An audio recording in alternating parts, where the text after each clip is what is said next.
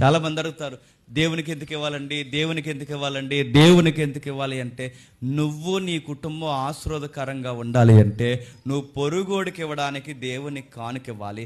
ఆ కానుక ఇవ్వబడిన కానుకను పాస్టర్ గారే మింగేక ఆ కానుకని అందరి కొరకు చెప్పండి పంచి పెట్టాలి. ఆ ట్రెజరీని జాగ్రత్తగా మెయింటైన్ చేయాలి. హిజ్కియా మెయింటైన్ చేశాడు, దేశం ఆశీర్వాదకరంగా మారిపోయింది. అహరోను దాన్ని మెయింటైన్ చేశాడు, గుడారంలోకి ఏ తెగులు రాకుండా ఆపేశారు.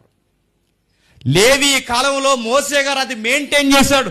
అది ఎప్పుడైతే ఆ ట్రెజరీని మెయింటైన్ చేశాడో, దేవుని ఆజ్ఞను పాటించాడో, ఆశీర్వాదకరంగా కుటుంబాలను కట్టాడు. వాళ్ళు ఎక్కడ మీరు చూడండి, ఏ నాయకత్వాలు అయితే దేవుని కానుకను ఉన్నతంగా ఉపయోగిస్తున్నారో ఆ కానుకను ఉపయోగించిన కుటుంబాలు బాగున్నాయి. చెప్పండి, సంఘాలు బాగున్నాయి, నాయకత్వాలు బాగున్నాయి. అవి ఉన్నతమైన ఆశీర్వాదకరమైన కార్యక్రమాలుగా మారిపోయాయి.